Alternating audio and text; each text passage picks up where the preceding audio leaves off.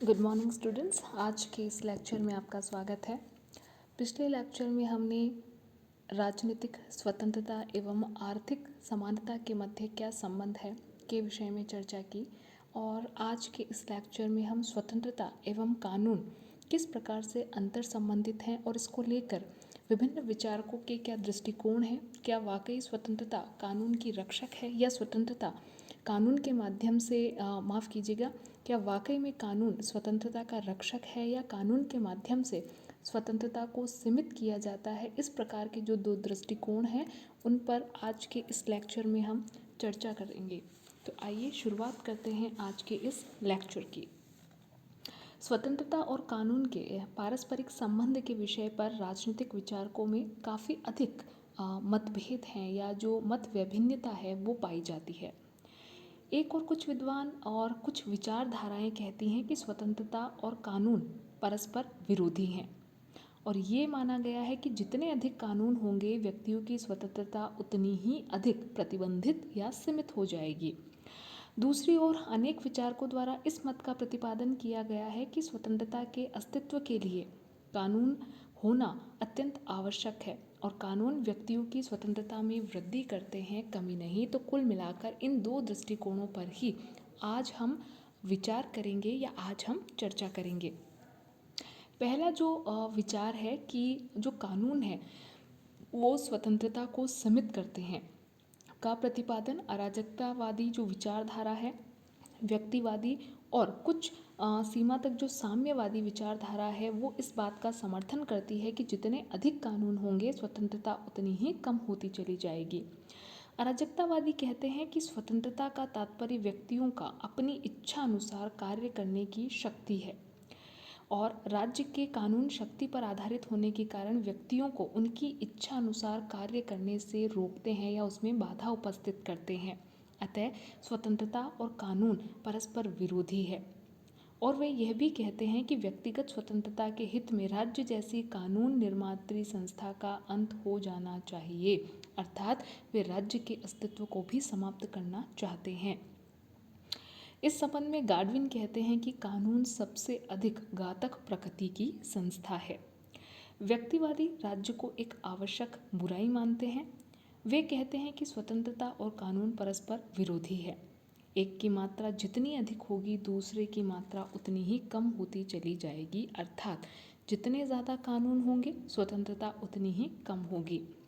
साम्यवादी विचारधारा यह मानकर चलती है कि जो कानून है वो मात्र उच्च वर्ग को यानी कि जो बुजुर्गा वर्ग है उसके हितों को लाभ पहुंचाने का एक साधन मात्र है। यही कारण है कि जो साम्यवादी विचारधारा है वह वर्ग विहीन समाज की आदर्श व्यवस्था में राज्य की समाप्ति की कल्पना करती है। किंतु वर्तमान समय में स्वतंत्रता और कानून के जो पारस्परिक संबंध हैं के विषय पर अराजकतावाद, व्यक्तिवाद और साम्यवाद की धारणा को स्वीकार नहीं किया जाता। वर्तमान समय में तो उपयुक्त धारणा के नितांत विपरीत इस विचार को मान्यता प्राप्त है कि कानून स्वतंत्रता को सीमित नहीं करते बल्कि स्वतंत्रता की रक्षा और उसमें वृद्धि करते हैं। इस संबंध में लॉक ने कहा है, जहाँ कानून नहीं होता वहाँ स्वतंत्रता भी नहीं हो सकती। विलोबी कहते हैं, जहाँ नियंत्रण होते हैं वहीं स्वतंत्रता का अस्तित्व होता है। अतः हम कह सकते हैं कि व्यक्ति जितनी अधिक स्वतंत्रता चाहता है उतनी ही अधिक सीमा तक उसे शासन की अधीनता अर्थात कानूनों की अधीनता को स्वीकार कर लेना चाहिए।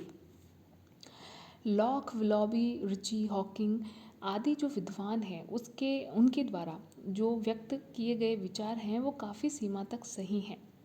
यदि हम देखें कि किस प्रकार कानून जो है वो व्यक्ति की स्वतंत्रता में व्यक्ति की जो स्वतंत्रता है उसकी न केवल रक्षा करते हैं बल्कि उसमें वृद्धि भी करते हैं। सबसे पहला ये कि राज्य के कानून व्यक्ति की स्वतंत्रता की अन्य व्यक्तियों के हस्तक्षेप से रक्षा करते हैं। यदि समाज के अंतर्गत किसी भी प्रकार का कानून नहीं होगा तो निश्चित तौर पर समाज की स्थिति जिसकी लाठी उसकी भैंस वाली हो जाएगी, अर्थात जो समाज का शक्तिशाली वर्ग है वह निश्चित तौर पर अपनी स्वतंत्रता का उपभोग करेगा और जो निर्बल व्यक्ति हैं, जो गरीब हैं, उनकी स्वतंत्रता के उपभोग में बाधाएं उपस्थित करेगा। ऐसे में समाज के शक्तिशाली वर्ग के अत्याचारों से निर्बल व्यक्तियों की रक्षा करने के लिए कानूनों का होना नितांत आवश्यक है। और हम कह सकते हैं कि जो राज्य के कानून हैं वो व्यक्ति की स्वतंत्रता की अन्य व्यक्तियों के हस्तक्षेप से रक्षा करके न केवल स्वतंत्रता की रक्षा करते हैं बल्कि इस अधिकार को उपभोग के योग्य भी बनाते हैं। दूसरा जो कानून है वे व्यक्ति की स्वतंत्रता की राज्य के हस्तक्षेप से भी रक्षा करते हैं। यदि आप देखें तो प्राय आजकल राज्यों में दो प्रकार के कानून होते हैं, साधारण कानून और संवैधानिक कानून। इस प्रकार के दोनों कानूनों में संवैधानिक कानूनों द्वारा राज्य के हस्तक्षेप से व्यक्ति की स्वतंत्रता को रक्षित करने का कार्य किया जाता है। भारत और अमेरिका आदि देशों के संविधानों में मौलिक अधिकारों की जो व्यवस्था है वह इसका श्रेष्ठ उदाहरण है। यदि कोई भी राज्य ऐसे किसी कानून या नीति का निर्माण करता है जो इन अधिकारों के विरुद्ध है तो व्यक्ति न्यायालय की शरण ले सकता है और न्यायालय के माध्यम से इन अधिकारों की पुनर्प्राप्ति या इनको लागू करवा सकता है। और कहीं ना कहीं स्वतंत्रता की रक्षा की दिशा में ही कानून एक प्रकार से कार्य करते हैं।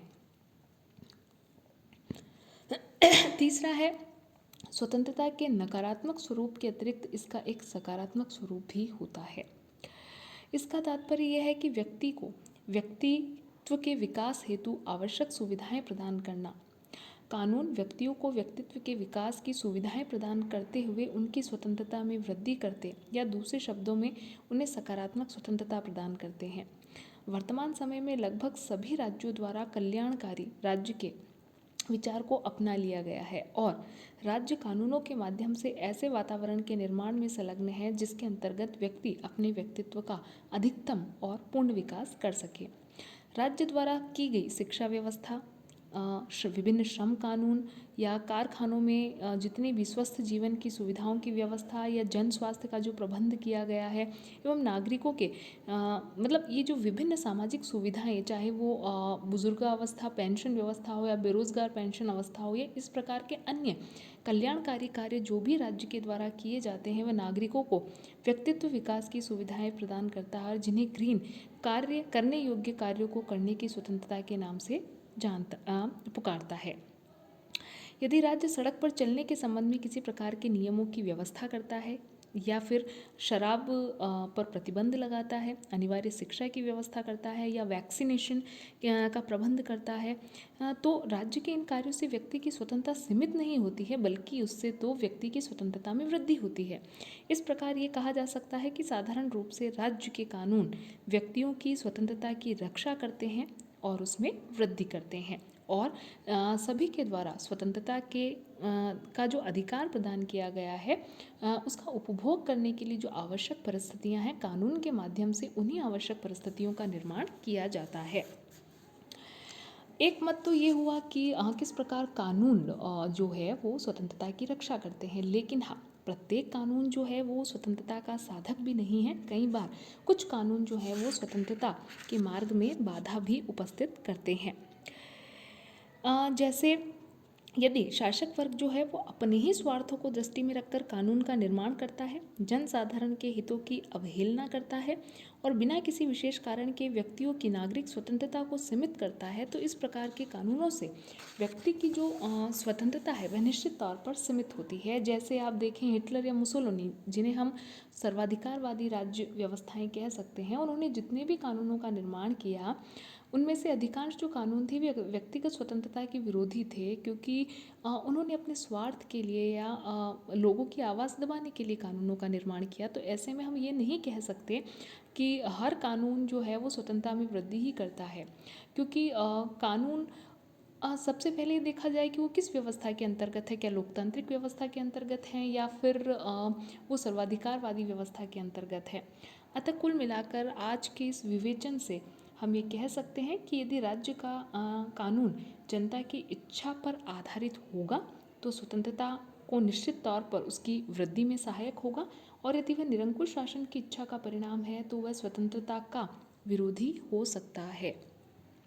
तो कुल मिलाकर स्वतंत्रता एवं कानून जो है वो परस्पर अंतर संबंधित हैं, लेकिन यदि वर्तमान संदर्भ में यदि आप लोकतांत्रिक व्यवस्थाओं के संदर्भ में इस बात को समझना चाहेंगे तो निश्चित तौर पर लोकतांत्रिक व्यवस्था के अंतर्गत जो कानून होते हैं वो जनाभिव्यक्ति होते हैं, और जब जनता की ही इच्छाओं को कानून के माध्यम से अभिव्यक्त किया जा रहा है तो वे निश्चित तौर पर नागरिक स्वतंत्रता में वृद्धि ही करते हैं और स्वतंत्रता के इस अधिकार को पोषित ही करते हैं। तो आज के इस लेक्चर में हमने स्वतंत्रता और कानून का क्या संबंध है और इसे लेकर विचारकों ने किन किन दृष्टिकोणों से विचार किया है और किस विचार के संबंध में हम किस दृष्टिकोण के संबंध में हम किस प्रकार के तर्क दे सकते हैं के विषय में हमने जाना। आगे आने वाले लेक्चर में हम ये देखेंगे कि स्वतंत्रता की रक्षा हेतु या स्वतंत्र का जो अधिकार है उसकी रक्षा हेतु क्या क्या व्यवस्थाएं की गई हैं। इन सब के संबंध में हम आने वाले लेक्चर में पढ़ेंगे। आज के इस लेक्चर में इतना ही। धन्यवाद।